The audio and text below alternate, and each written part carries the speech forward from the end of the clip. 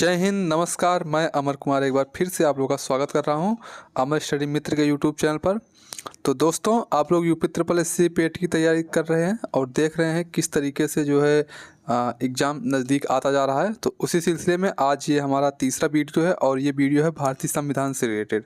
ठीक है, भारतीय संविधान से जो भी question UP triple SC PT में पूछे जाएंगे उससे रिलेटेड यह वीडियो है। 200 क्वेश्चन मैं लेकर आया हूँ। 200 क्वेश्चन के माध्यम से कोशिश करूँगा कि आप अच्छा खासा अंक जो है अपने गेन कर सके इंडियन कॉन्स्टिट्यूशन से, जो 5 क्वेश्चन आते हैं। ठीक है, कितना क्वेश्चन आता है? जो 5 क्वेश्चन आते हैं, तो इससे जो है आप लोग कर सकें। ठीक है, आइए स्टार्ट करते हैं आज का सेशन। और अगर आप लोग इसके पहले का वीडियो नहीं देखे हैं तो मैं ज्योग्राफी का भी करा चुका हूं और इंडियन नेशनल मूवमेंट का भी करा चुका हूं, तो उन दोनों को जाकर कर लीजिए। ठीक है, ये तीसरा क्लास है आज का। आइए स्टार्ट करते हैं। लगभग 200 क्वेश्चन के आसपास क्वेश्चन है। ठीक है, पहला क्वेश्चन दिया गया है, भारतीय संविधान की प्रस्तावना किससे प्रेरित है? प्रस्तावना किससे प्रेरित है? संविधान स्टार्ट करेंगे प्रस्तावना से ही पढ़ते हैं। ठीक है, तो भारतीय संविधान की प्रस्तावना किससे प्रेरित है? तो प्रस्तावना जो है ये अमेरिकी संविधान से प्रेरित है। किससे प्रेरित है? अमेरिकी संविधान से प्रेरित है। प्रस्तावना को किसने संविधान की आत्मा कहा है? तो प्रस्तावना को N.A. पालकीवाला ने संविधान की आत्मा कहा है। किसने कहा है? N.A. पालकीवाला ने। नेक्स्ट क्वेश्चन है, प्रस्तावना में समाजवादी धर्मनिरपेक्ष शब्द किस संशोधन से जुड़े थे? तो ये 42वें संविधान संशोधन 1976 से जुड़े थे। किससे जुड़े थे? 42 कॉन्स्टिट्यूशन अमेंडमेंट 1976। ठीक है, क्या क्या जुड़ा था? समाजवादी शब्द जुड़ा था, धर्मनिरपेक्ष जुड़ा था और अखंडता भी जुड़ा था। ठीक है, अखंडता, इसको भी याद रखिएगा। क्या जुड़ा था? अखंडता भी जुड़ा था। समाजवादी, धर्मनिरपेक्ष और अखंडता। ठीक है, 42वें संविधान संशोधन 1976 के द्वारा जुड़ा था। ठीक है, आगे देखते हैं। प्रस्तावना में गणराज्य का क्या अर्थ है? गणराज्य का अर्थ होता है जनता द्वारा चुना गया राष्ट्र प्रमुख। जो राष्ट्र का प्रमुख होगा वो जनता के द्वारा चुना जाए। ठीक है, नेक्स्ट है, प्रस्तावना में न्याय के कितने रूपों का उल्लेख किया गया है? तो प्रस्तावना में 3 तरह के न्याय की बात की गई है, सामाजिक न्याय, आर्थिक न्याय और राजनीतिक न्याय। आप लोगों ने पूरा पढ़ा था, मैं अभी स्टार्ट भी किया हूँ, जो है इंडियन कॉन्स्टिट्यूशन में पढ़ा रहा हूँ, जीएस सुधा वाला, उसको हम लोग कर रहे हैं। तो उसमें काफ़ी चीज़ें हम लोगों ने कवर किया और काफ़ी भाइयों का मैसेज भी आ रहा लगातार कि भाई सर थोड़ा इंडियन कॉन्स्टिट्यूशन को स्टार्ट करिए, उसको बंद क्यों कर दिए हैं। तो उनको बता दूं भाई, थोड़ा सा दिक्कत है, अकेले ही मैं पढ़ जाता हूँ, अकेले कंटेंट बनाना, फिर वीडियो बनाना, अपलोड करना, सब चीज़ें अकेले ही करना पड़ता है। ठीक है, इसलिए टाइम नहीं मिल पाता। थोड़ा सा आप लोग वेट कीजिए, कल से ट्राई करूँगा, कल 2 क्लास कर डालने की कोशिश करूँगा कि कल से 2 क्लास में डालूँ। ठीक है, इतना थोड़ा सा कॉम्प्रोमाइज़ कर लीजिए मेरे साथ। ठीक है, तो ये बातें हैं, थोड़ी सी बातें रहती हैं कभी कभी। तो और जो लोग अभी तक मुझसे जुड़े नहीं हैं तो वो लोग टेलीग्राम के माध्यम से जुड़ सकते हैं और अपना मैसेज मेरे तक भेज सकते हैं। ठीक है, आगे बढ़ते हैं। नेक्स्ट क्वेश्चन है कि प्रस्तावना में स्वतंत्रता किस अधिकार से जुड़ी है? स्वतंत्रता जो है वो किस अधिकार से जुड़ी है? तो विचार, अभिव्यक्ति, मतलब मोटी मोटा समझिए कि स्वतंत्रता कितने प्रकार से दी गई है प्रस्तावना में। तो प्रस्तावना में 5 प्रकार की स्वतंत्रता दी गई है, विचार, अभिव्यक्ति, विश्वास, धर्म, उपासना और स्वतंत्रता। ठीक, ये इतनी स्वतंत्रता दी गई, विचार की, अभिव्यक्ति की, विश्वास की और धर्म और उपासना। ठीक है, इतनी चीज़ दी गई। नेक्स्ट है, प्रस्तावना में लोकतंत्र का तात्पर्य क्या है? लोकतंत्र का तात्पर्य क्या है प्रस्तावना में? तो जनता द्वारा जनता के लिए जनता का शासन, जनता के द्वारा जनता के लिए जनता का शासन। ये इब्राहिम लिंकन का कथन है। इब्राहिम लिंकन का ये कथन भी है कि जनता द्वारा जनता के लिए जनता का शासन जो है इसी का लोकतंत्र कहलाता है। तो ये एक स्टेटमेंट भी आता है उनका। ठीक है, नेक्स्ट चलते हैं। संविधान की प्रस्तावना को न्यायपालिका ने किस केस में संविधान का भाग माना है? किस केस में भाग माना है? तो केशवानंद भारती में, जो केशवानंद भारतीवाद है 1973 में, इसमें जो है संविधान का भाग माना है उसको, प्रस्तावना को। ठीक है, और एक बेरुवादी वाद आता है। ठीक है, बेरुवादी में इसमें जो है, इसमें संविधान की प्रस्तावना को न्यायपालिका ने संविधान का अंग नहीं माना है। ठीक है, नेक्स्ट चलते हैं। संविधान की प्रस्तावना में अखंडता शब्द कब जोड़ा गया? तो अखंडता शब्द जोड़ा गया था, ये भी 42वें संविधान संशोधन के द्वारा 3 शब्द जोड़े गए थे, समाजवादी, पंथ निरपेक्ष और अखंडता। नेक्स्ट है, प्रस्तावना को हिंदी में क्या कहा गया? तो उद्देशिका कहा गया। क्या कहा गया? उद्देशिका कहा गया। उद्देशिका या प्रस्तावना दोनों एक ही चीज़ है। ठीक है, आगे बढ़ते हैं। भारतीय संविधान में कुल अनुच्छेद कितने हैं? तो अभी वर्तमान में 448 अनुच्छेद हैं लगभग। ठीक है, और जो हमारा मूल संविधान था, मूल संविधान का मतलब जो 26 नवंबर 1949 26 जनवरी 1950 को, जो 26 जनवरी 1950 को लागू हुआ था। संविधान कब अंगीकृत हुआ था? बन के निर्मित तो 26 नवंबर 1949 को हो गया था, और कुछ आर्टिकल उस दिन लागू भी हो गए थे, लेकिन और बाकी चीज़ें 26 जनवरी 1950 से लागू होती। इस दिन क्या था? इस दिन हमारे संविधान में 395 अनुच्छेद थे, ठीक है, 8 अनुसूचियाँ थी और 12 भाग थे, ठीक है। ये चीज़ें मूल संविधान में थी। 395 अनुच्छेद, 8 अनुसूचियाँ और 12 भाग। और वर्तमान में क्या है कि 448 अनुच्छेद के आसपास हैं, लगभग है 448, इससे ज़्यादा ही होंगे, ठीक है। 448 के लगभग अनुच्छेद हैं, 12 अनुसूचियाँ हैं और 25 भाग हैं, ठीक है। इसको याद रखिएगा। आगे बढ़ते हैं, देखते हैं भारतीय संविधान में कुल अनुसूचियाँ कितनी हैं, तो यही चीज़ 12 अनुसूचियाँ हैं। संविधान के भाग कितने हैं, तो 25 भाग हैं, जो अभी बताया मैं, ठीक है। नागरिकता से संबंधित अनुच्छेद कौन सा है? नागरिकता से संबंधित अनुच्छेद कौन सा है, तो अनुच्छेद 5 से 11 जो है ये नागरिकता से संबंधित है। 5 से 11 नागरिकता से। पिछली बार जब पेट हुआ था इसे डिक्टो अनुच्छेद पूछा था, ठीक है, अनुच्छेद पूछता डायरेक्ट टू डायरेक्ट, नहीं तो ज़्यादा से ज़्यादा कठिन करेगा तो 2-3 का एक साथ दे देगा, इधर अनुच्छेद दे देगा, इसको मिलान करवा सकता है, इस तरीके से क्वेश्चन बन सकता है। तो आप लोग पूरा अच्छे से देखे रहेंगे, दिक्कत नहीं होगी, ठीक है मेरे भाई। आगे बढ़ते हैं। आगे है मौलिक अधिकार किस अनुच्छेद से किस अनुच्छेद तक है, तो मौलिक अधिकार जो है ये अनुच्छेद 12 से अनुच्छेद 35 तक है। कहाँ से कहाँ तक है? अनुच्छेद 12 से अनुच्छेद 35 तक। राज्य के नीति निर्देशक तत्व किस अनुच्छेद में है, तो डीपीएसपी जिसको बोलते हैं, तो ये है अनुच्छेद 36 से 51 तक। संघ सरकार का वर्णन किस अनुच्छेद में है, तो संघ सरकार का वर्णन अनुच्छेद 52 से 151 तक है। राज्य सरकार का वर्णन किस अनुच्छेद में है, राज्य सरकार का वर्णन अनुच्छेद 152 से 237 तक है, ठीक है। अभी आप लोग चिंता मत कीजिए, जो जीएस सुधा बुक है उसको हम लोग अच्छे से पढ़ेंगे तो अच्छे से समझेंगे, ठीक है।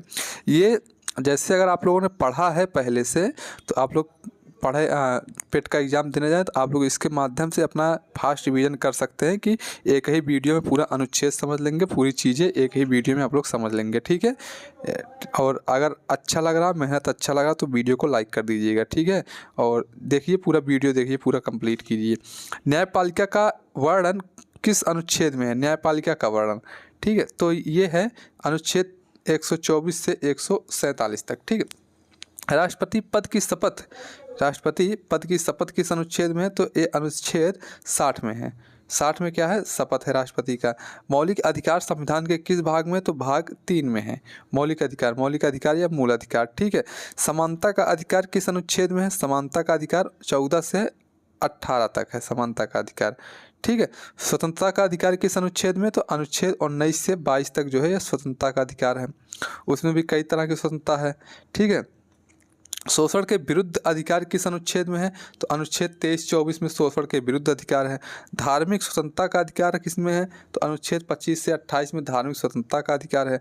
संस्कृति और शैक्षिक अधिकार ये किस में, ये अनुच्छेद 29-30 में है, ठीक है। आगे है संवैधानिक उपचारों का अधिकार किस अनुच्छेद में, तो ये अनुच्छेद 32 में है, ठीक है बच्चों, इतनी चीज़ समझ में आई। फिर आता है अनुच्छेद 32 को किसने संविधान की आत्मा कहा है, तो इसको डॉक्टर भीमराव अंबेडकर ने कहा था कि अनुच्छेद 32 को जो है संविधान की आत्मा कहा था। मौलिक अधिकार कितने हैं, तो मौलिक अधिकार 6 हैं, ठीक है। मूल संविधान में मौलिक अधिकार कितने थे, तो मूल संविधान में 7 मौलिक अधिकार थे, जिसमें से संपत्ति का जो मौलिक अधिकार था उसको हटा दिया गया था, ठीक है। इतनी बातें समझ में। 44वें संविधान संशोधन के द्वारा जो संपत्ति का अधिकार था, एक मौलिक अधिकार था, उसको जो है उसको हटा दिया गया। अब वो जो है 300A में कानूनी अधिकार के तौर पर रखा गया है, ठीक है। आगे बढ़ते हैं। आगे है मौलिक अधिकारों का प्रवर्तन कौन करता है, तो सर्वोच्च न्यायालय और उच्च न्यायालय करता है। 226 के तहत आप उच्च न्यायालय में जा सकते हैं, 226 के तहत, और अनुच्छेद 32 के तहत आप जो है उच्चतम न्यायालय या सर्वोच्च न्यायालय जा सकते हैं, ठीक है। आगे बढ़ते हैं। अगला है मौलिक कर्तव्य या मूल कर्तव्य संविधान के किस भाग में, तो ये भाग 4A में है, ठीक है। किस में है, भाग 4A में है। मौलिक कर्तव्य किस अनुच्छेद में है, तो अनुच्छेद 51A में है। मौलिक कर्तव्यों की संख्या कितनी है, तो मौलिक कर्तव्यों की संख्या वर्तमान में 11 है, और ये भी मूल संविधान में कितना था, हाँ सॉरी, मूल संविधान की बात करें तो मूल संविधान में एक भी मौलिक कर्तव्य नहीं था, इसको जोड़ा गया था। ठीक है, 42वें संविधान संशोधन 1976 के द्वारा इसको जोड़ा गया था। और कितना जोड़ा गया था? जब जोड़े गए थे तब 10 थे। फिर उसके बाद फिर एक संविधान संशोधन और होता है। ठीक है, 86वां संविधान संशोधन 2002 होता है, जिसके तहत 21 का में जो है शिक्षा का अधिकार मौलिक अधिकार बनता है और मूल अधिकार भी बनाया जा मौलिक कर्तव्य भी बनता है 86वां संविधान संशोधन अधिनियम 2002 के द्वारा। ठीक है, वो 11वां हो जाता है। इतनी बातें समझ में आई। आगे बढ़ते हैं। अगला है कि मौलिक कर्तव्य किस समिति की सिफारिश पर जोड़े गए थे? तो ये सरदार स्वर्ण सिंह समिति की सिफारिश थी। ठीक है, मौलिक कर्तव्य किस संशोधन से जोड़े गए थे? तो 42वां संविधान संशोधन 1976 था, पता ही होगा आप लोग, आगे मैंने बताया भी। 11वां मौलिक कर्तव्य कब जोड़ा गया था? ये 2002 में जोड़ा गया था और 86वां संविधान संशोधन था। ठीक है, 86वां कॉन्स्टिट्यूशन अमेंडमेंट। नेक्स्ट था कि नागरिकों का पहला कर्तव्य क्या है? तो नागरिकों का पहला कर्तव्य है कि संविधान का पालन करना। ठीक है, 11 कर्तव्य हैं, तो उसमें से पहला है कि संविधान का पालन करना। नागरिकों को राष्ट्रीय ध्वज राष्ट्रगान का सम्मान करना किस श्रेणी का कर्तव्य है?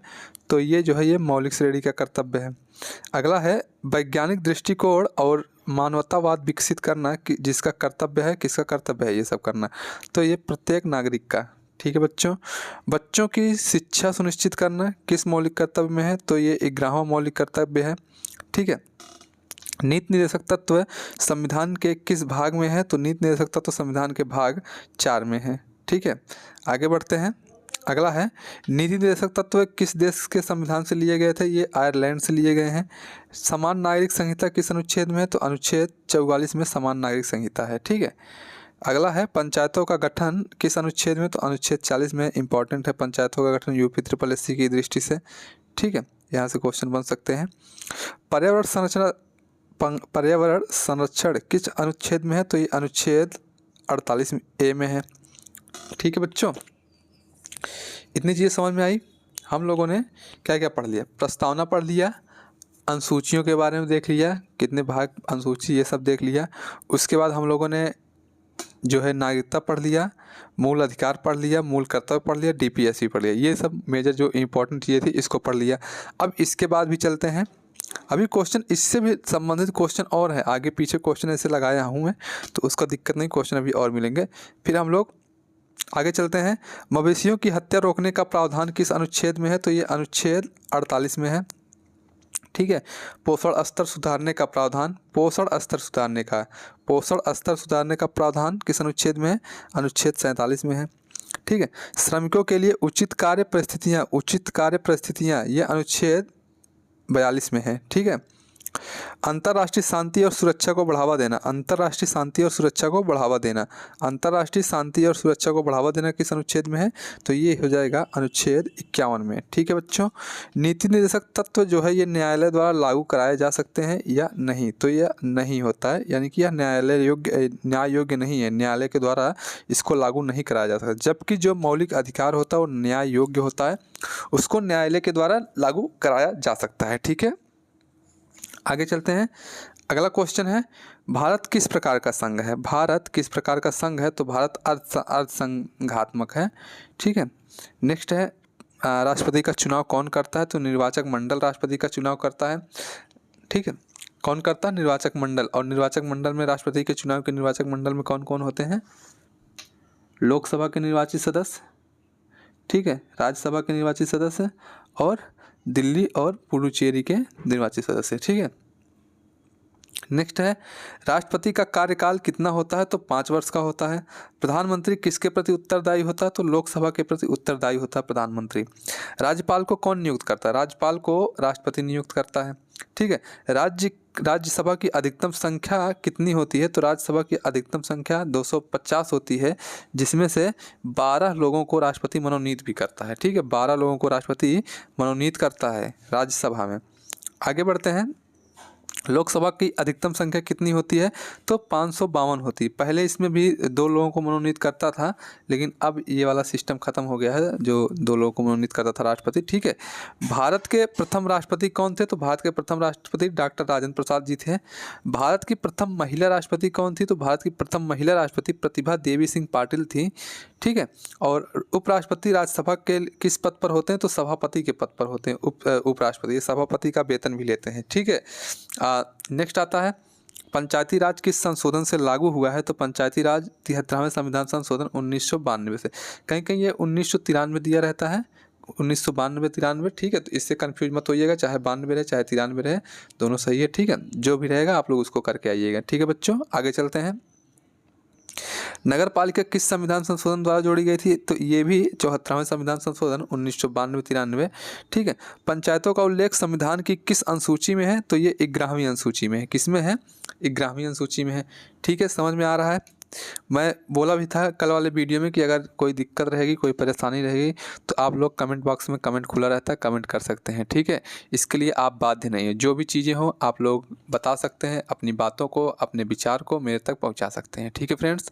तो उसके लिए आप लोग जो है पूरे तरीके से आप लोग उसके लिए स्वतंत्र हैं, चाहे आप सही चीज़ें हों चाहे आप गलत चीज़ें हों। अगर आपको मेरी चीज़ें कोई भी चीज़ें ख़राब लग रही हैं, अच्छी लग रही हैं, तो उसको कमेंट बॉक्स के माध्यम से, कमेंट के माध्यम से आप लोग मेरे तक पहुंचा सकते हैं, ठीक है।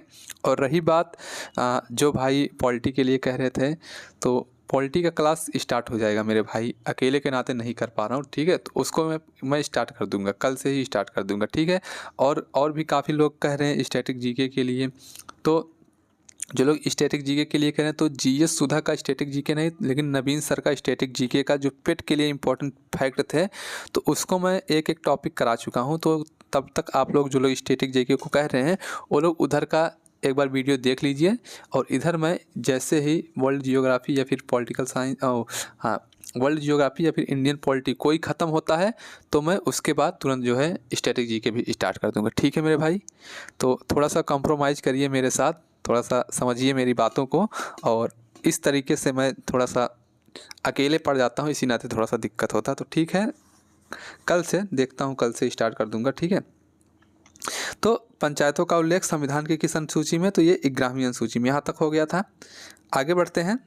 आगे है नगर पालिका का उल्लेख संविधान की किस अनुसूची में? नगर पालिका का उल्लेख, तो नगर पालिका का उल्लेख 12वीं अनुसूची में है, ठीक है। नेक्स्ट है कि ग्राम सभा का उल्लेख किस अनुच्छेद में है? तो ग्राम सभा का जो है उल्लेख जो है अनुच्छेद 243 में, 243 में है, ठीक है। पंचायती राज किस मॉडल पर आधारित है? तो त्रिस्तरीय मॉडल पर आधारित है, 3 स्तरीय, ठीक है। और पंचायती राज समिति का गठन किसके सुझाव पर था? तो ये बलवंत राम मेहता समिति के सिफारिश पर था पंचायती राज समिति का गठन, ठीक है। नगर पालिका के प्रकार कितने होते हैं? नगर पालिका 3 प्रकार होते हैं इसमें, नगर पालिका, नगर परिषद और नगर निगम, ठीक है।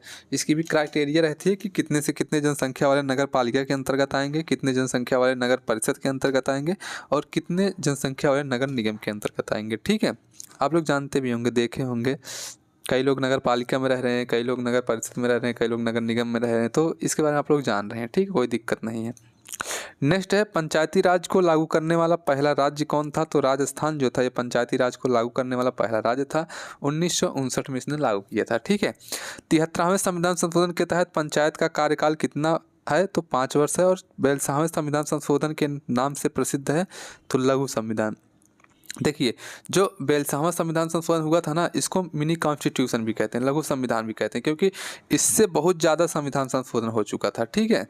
फिर आता है कि 44वां संविधान संशोधन कब हुआ था? तो ये 1978 में हुआ था। 44वां संविधान संशोधन 44 कॉन्स्टिट्यूशन अमेंडमेंट जो था, ये 1978 में हुआ था, ठीक है भाई। आगे बढ़ते हैं।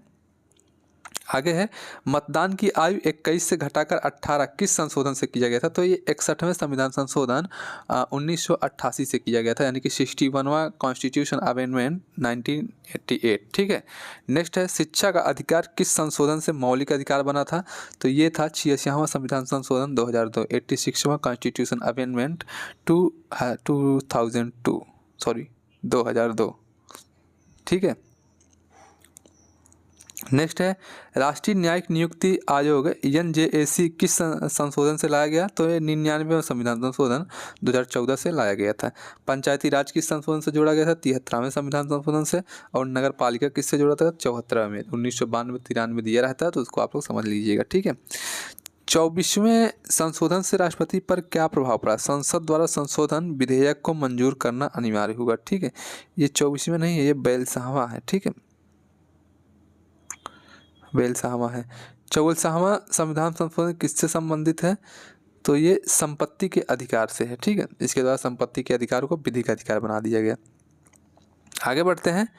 36वां संविधान संशोधन कौन सा राज्य भारत में जुड़ा था, तो सिक्किम जुड़ा था। इसको भी मैंने बताया था जब करा रहा था GS सुधा, सिक्किम जुड़ा था। नरेगा किस वर्ष लागू हुआ था, 2005 में लागू हुआ था। आधार योजना किस वर्ष लागू हुआ था, 2009 में। देखिए योजना से भी क्वेश्चन पूछा गया था। मुझको याद है शायद जब पहली बार पेट हुआ था चिरंजीवी योजना करके पूछा था। तो इस तरीके से पूछ सकता है, कुछ भी पूछ सकता है। तो आप लोग अपनी तैयारी को जितना बेहतर किए रहेंगे उतनी ही अच्छा रहेगा, ठीक है। बेटी बचाओ बेटी पढ़ाओ योजना किस वर्ष शुरू हुई थी, तो यह 2015 में शुरू हुआ था। डिजिटल इंडिया अभियान किस वर्ष शुरू हुआ था, तो 2015 में शुरू हुआ था। कब हुआ था, 2015 में, ठीक है। प्रधानमंत्री जनधन योजना ये भी 2014 में शुरू हुआ था। प्रधानमंत्री उज्ज्वला योजना 2016 में शुरू हुआ था। आयुष्मान भारत योजना ये 2018 में शुरू हुआ था। स्मार्ट सिटी मिशन कब शुरू हुआ था, तो ये 2015 में शुरू हुआ था। स्वच्छ भारत मिशन कब शुरू हुआ था, तो 2014 में, 2 अक्टूबर 2014 से, ठीक है। स्टार्टअप इंडिया योजना कब शुरू हुआ था, 2016 से शुरू हुआ था, ठीक है। फिर आता है RTI किस वर्ष लागू हुआ था, RTI राइट टू इन्फॉर्मेशन ये 2005 में लागू हुआ था, ठीक है। ये RTI जो है ये 19 में है, अनुच्छेद 19 में दिया गया है RTI के बारे में, ठीक है। फिर RTI किस अनुच्छेद से जुड़ा है, तो 19 का खंड 1 का उपखंड A, ठीक है। देखिए यहाँ एकदम एग्जैक्ट दिया गया है। तो 19 का खंड 1 का उपखंड A में जो है RTI के बारे में दिया है, राइट टू इन्फॉर्मेशन, जानने की स्वतंत्रता, ठीक है। RTI में सूचना कितने दिन से मिलनी चाहिए, तो 30 दिन से मिलनी चाहिए RTI में, ठीक है। एक सेकेंड, ठीक, आगे चलते हैं। RTI में सूचना कितने दिन से मिलनी चाहिए पहले, तो 30 दिन से। RTI लागू करने वाली पहली राज्य सरकार कौन सी, तो तमिलनाडु थी, ठीक है। RTI अधिनियम में अपीलीय प्राधिकारी कौन होता है, तो प्रथम व द्वितीय अपीली प्राधिकारी, ठीक है। RTI अधिनियम में कितने प्रकार की सूचना मांगी जा सकती है, तो सभी सार्वजनिक सूचना मांगी जा सकती है RTI अधिनियम से, ठीक है। आगे बढ़ते हैं। RTI अधिनियम में धारा 8 किससे संबंधित है, तो गोपनीय सूचना से संबंधित है। और RTI का मुख्य उद्देश्य क्या होता है, तो पारदर्शिता का और उत्तरदायित्व जो है इसका मुख्य उद्देश्य होता है। RTI अधिनियम 2005 को संसद में कब पारित किया गया था, तो ये 15 जून 2005 को पारित किया गया था। RTI अधिनियम कब लागू हुआ था, तो 12 अक्टूबर 2005 को लागू हुआ था। कब लागू हुआ था, 12 अक्टूबर 2005 को, ठीक है।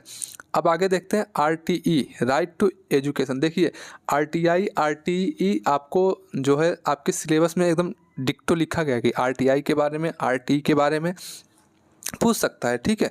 तो इसलिए इसको मैं अच्छे से भी करा रहा हूँ, ठीक।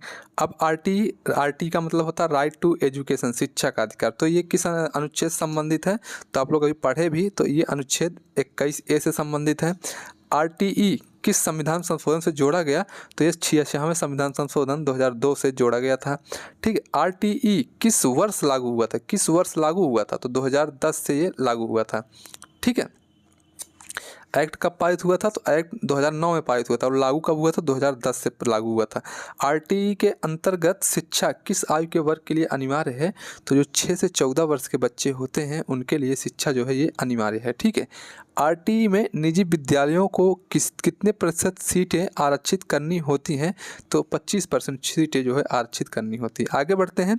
अगला क्वेश्चन है कि शिक्षा का अधिकार अधिनियम कब पारित हुआ था, तो ये एक्ट जो था, ये अधिनियम जो था ये 2009 में पारित हुआ था, ठीक है। शिक्षा का अधिकार मौलिक अधिकार कब बना, तो ये 86वें संविधान संशोधन 2002 के द्वारा बना था, ठीक है। शिक्षा का अधिकार जो है ये मौलिक अधिकार है, फंडामेंटल राइट भी है और फंडामेंटल ड्यूटी भी है, ठीक है, ध्यान रखिएगा। नेक्स्ट आता है कि शिक्षा का अधिकार लागू करने वाला पहला राज्य कौन था, तो ये बिहार था। अगला है कि शिक्षा का अधिकार किस प्रकार का अधिकार है, तो ये मौलिक अधिकार है। शिक्षा का अधिकार अधिनियम के अंतर्गत शिक्षा का माध्यम क्या होना चाहिए? तो मातृभाषा में शिक्षा देनी चाहिए। ठीक है। संविधान की प्रस्तावना किस तिथि को अंगीकृत की गई थी? तो 26 नवंबर 1949 को अंगीकृत की गई थी। संविधान की प्रस्तावना में भारत को किस प्रकार के राज्य के रूप में घोषित किया गया? तो भारत को संप्रभु, समाजवादी, धर्मनिरपेक्ष, लोकतांत्रिक गणराज्य, इसके तहत जो है भारत को घोषित किया गया है। ठीक है। नेक्स्ट है, संविधान में कुल कितने भाग हैं? 25 भाग हैं, हो चुका है संविधान। भारतीय संविधान का ये थोड़ा सा, भारतीय संविधान की सबसे लंबी अनुसूची कौन सी? 7वीं अनुसूची है। 10वीं अनुसूची में क्या दिया गया? तो 10वीं अनुसूची में दल बदल कानून है। 12वीं अनुसूची में नगर पालिकाओं के कार्य हैं। और नागरिकता का प्रावधान किस भाग में है? भाग 2 में, जो नागरिकता के बारे में भाग 2 में दिया गया है। आगे चलते हैं, अनुच्छेद 370, तो ये जम्मू कश्मीर से संबंधित है। संविधान के किस अनुसूची भाषाएं दी गई? किस अनुसूची में? तो 8वीं अनुसूची में भाषाओं का वर्णन किया गया है। 8वीं अनुसूची में कितनी भाषाएं हैं? तो 22 भाषाएं हैं 8वीं अनुसूची में। ठीक है।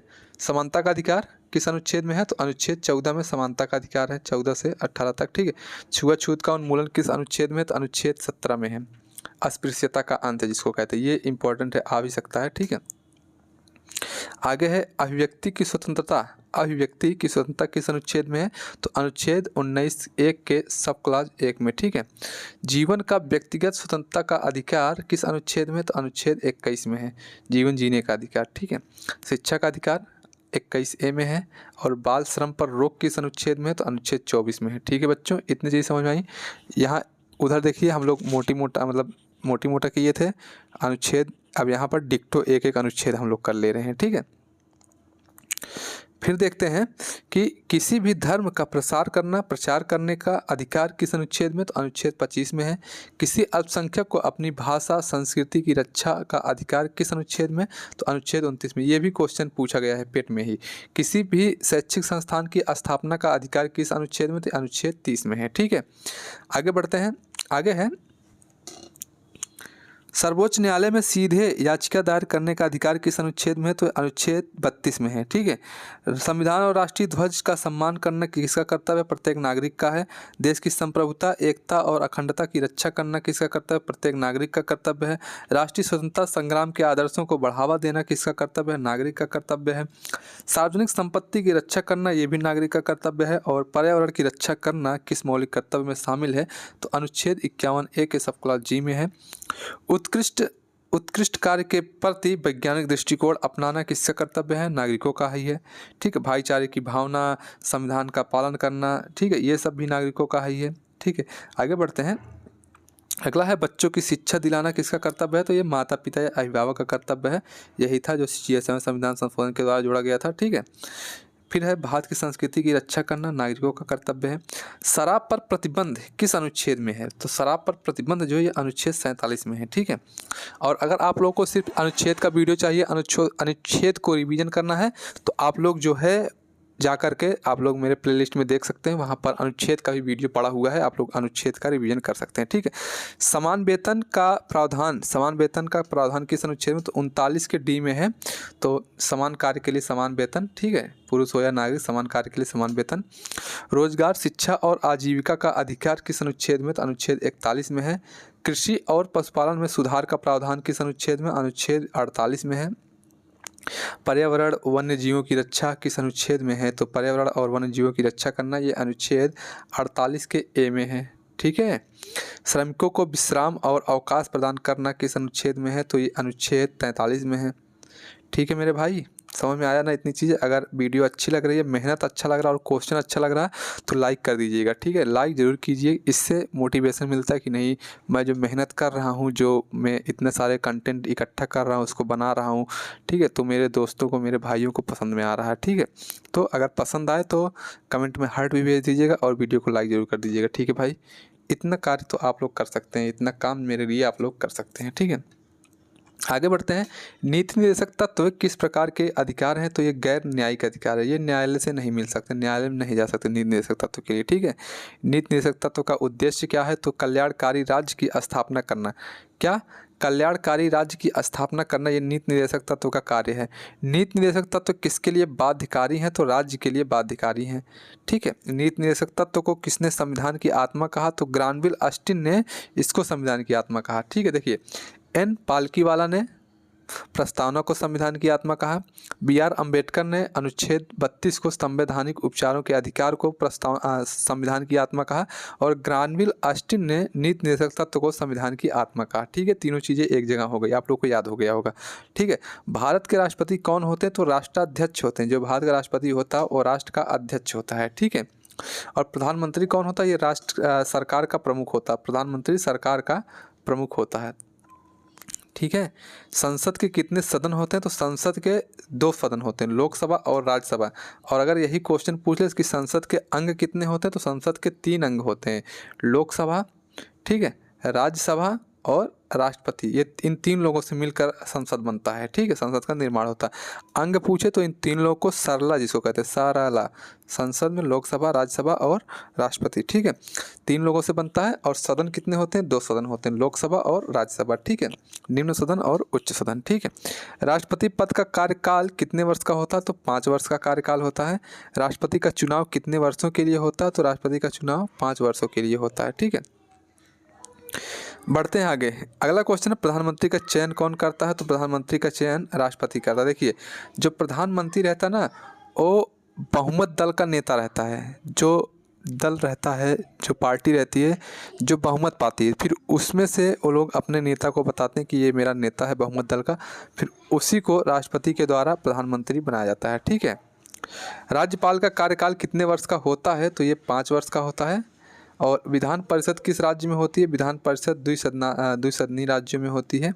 ठीक है, राज्यपाल किसके प्रति उत्तरदायी होता है? तो राज्यपाल जो है ये राष्ट्रपति के प्रति उत्तरदायी होता है। राष्ट्रपति किसके प्रति? राष्ट्रपति के प्रति। किसके प्रति? राष्ट्रपति के प्रति। प्रधानमंत्री किस सदन का सदस्य होता है? तो प्रधानमंत्री किसी भी सदन का सदस्य हो सकता है, चाहे वो लोकसभा का हो, चाहे वो राज्यसभा का हो, किसी भी सदन का सदस्य हो सकता है। ठीक है, अगर नहीं भी है तो ये प्रावधान है कि उसको सदन का सदस्यता लेनी पड़ती है। ठीक है, 6 महीने के अंदर उसको किसी भी सदन की सदस्यता ग्रहण करनी पड़ती है। ठीक है, नेक्स्ट है, पंचायत राज किस वर्ष लागू हुआ था? तो 1992, कहीं कहीं 93 दिया रहता है। इस चीज़ को मैं बता भी चुका हूँ आगे। ठीक है, जो भी दिया रहेगा ऑप्शन में उसको आप लोग करिएगा। पंचायत राज किस अनुसूची में है? तो 11वीं अनुसूची में है। नगर पालिका किस अनुसूची में? तो 12वीं अनुसूची में है। ठीक है, आगे चलते हैं। इतनी चीज़ आपको आ गया होगा। ग्राम सभा का उल्लेख किस अनुच्छेद में है? तो अनुच्छेद 243 में है। ठीक है, पंचायती राज किस राज्य में सबसे पहले शुरू हुआ था? तो राजस्थान में शुरू हुआ था, शायद पीछे वाला आ गया। 3 स्तरीय पंचायती राज, तो बलवंत राय मेहता कमेटी। पंचायतों का कार्य 5 वर्ष। पंचायत चुनाव कौन कराता है? निर्वाचन आयोग। ठीक है, फिर आगे बढ़ते हैं। पंचायत में महिलाओं के लिए कितने आरक्षण हैं? तो ये 33% और कुछ राज्यों में 50% भी है। नगर निगम का प्रमुख कौन कहलाता? महापौर होता है। पहला संविधान संशोधन किससे संबंधित था? तो 1951 में हुआ था। 7वां संविधान संशोधन किससे संबंधित है? तो ये राज्यों के पुनर्गठन से संबंधित है। 42वां 1976 में हुआ था। 44वां 1978 में हुआ था। इसको मिनी कॉन्स्टिट्यूशन कहते हैं, इससे संपत्ति का अधिकार वाला। 52वां दल बदल कानून, 10वीं अनुसूची। 61वां जो था 1988, 21 से 18 वर्ष कर दिया गया वोट का सिस्टम। ठीक है, आयु घटाकर। 69वां जो था ये दिल्ली को राष्ट्रीय राजमार्ग क्षेत्र, राष्ट्रीय राजधानी क्षेत्र घोषित किया। ठीक है, 73वां 1992 में। 74वां 1992 में। 86वां संविधान 2002 में। इससे जो है इससे जो है पंचायत राज, इससे नगर पालिका और इससे जो था शिक्षा का अधिकार। स्वच्छ भारत मिशन कब चालू हुआ था? 2014 में। ठीक है, 2014 में स्वच्छ भारत मिशन। प्रधानमंत्री जनधन योजना 2014 में। उज्ज्वला योजना LPG कनेक्शन से संबंधित है। Startup India 2016, stand up India 2016, Ayushman Bharat योजना 2018, प्रधानमंत्री ग्राम सड़क योजना 2000 में, सन 2000 में। प्रधानमंत्री फसल बीमा योजना तो ये 2016 में। अटल पेंशन योजना ये 2015 में। मेक इन इंडिया कार्यक्रम 2014 में। RTI अधिनियम कब पारित हुआ? 2005 में। RTI अधिनियम पारित हुआ 12 अक्टूबर 2005 को। ठीक है, RTI अधिनियम कब बना? 2009 को बना। RTE right to education. ठीक है, नेक्स्ट है RTE अधिनियम कब लागू हुआ? तो 1 अप्रैल 2010 से लागू हुआ। RTE राइट टू एजुकेशन किस आयु के वर्ग के बच्चों के लिए, तो 6 से 14 के लिए। RTI अधिनियम में सूचना उपलब्ध कराने की समय सीमा कितना होता है, तो 30 दिन की समय सीमा होती है। 30 दिन के अंदर सूचना दिया जाना चाहिए। शिक्षा का अधिकार मौलिक अधिकार कब बना, तो ये वही 42वां संविधान 86वां संविधान संशोधन 2002 के द्वारा। और RTE में निजी स्कूलों को कितने % आरक्षण है, तो 25% आरक्षण है। ठीक है, आगे बढ़ते हैं। RTI का मुख्य उद्देश्य क्या था, राइट टू इन्फॉर्मेशन, पारदर्शिता और जवाबदेही। और RTE का मुख्य उद्देश्य क्या था, सभी बच्चों को निःशुल्क और अनिवार्य शिक्षा प्रदान करना। ठीक है, इतना आज के लिए बहुत है, आज बस इतना ही था। और जो लोग शुरू से लास्ट तक वीडियो में बने रहे उनको दिल से बहुत बहुत धन्यवाद। ठीक है, और सभी लोग जो लोग वीडियो को देखें उनको thanks for this watching video. ठीक है, तो अच्छा लगा कि आप लोगों ने इतना प्यार दिया, और वीडियो को लाइक कर दीजिएगा, शेयर कीजिएगा अपने दोस्तों के पास, और जो है जो लोग नए आए हैं वो लोग सब्सक्राइब जरूर कर दीजिएगा। ठीक है, इससे बेहतर कंटेंट नहीं मिलेगा कहीं भी। आप लोग ज़्यादा से ज़्यादा समय भी व्यस्त करेंगे, समय ख़राब करेंगे अपना, इतने कम समय में इतना अच्छा कंटेंट कहीं नहीं मिलेगा। आप लगभग कितना टाइम हुआ है, लगभग 35 मिनट का वीडियो बना है। लगभग 35 मिनट में हमने जितना चीज़ कवर कराया है ना, 35 मिनट में आप समझिए पूरा पॉलिटी रिवीजन कर लिए हैं। इससे अच्छा कंटेंट नहीं मिलेगा, ये गारंटी दे रहा हूँ। और खैर आप लोग समझदार हैं भी, पेट का एग्ज़ाम देने जा रहे हैं तो आप लोग अपना पढ़ के जाइएगा। जैसा भी रहेगा बताइएगा, अगला वीडियो जो है किस चीज़ पे बनाया जाए इसका कमेंट कर दीजिएगा। कोशिश कर रहा हूँ कि कल वाला जो वीडियो रहेगा वो स्टैटिक जीके पर कर दूंगा। और काफ़ी भाइयों का कमेंट भी आ रहा है कि सर पॉलिटी को मत बंद कीजिए, तो भाई मैं पॉलिटी भी कराऊँगा। ठीक है, तो मिलेंगे कल, तब तक के लिए बाय बाय, और शुक्रिया इतना प्यार देने के लिए, बाय।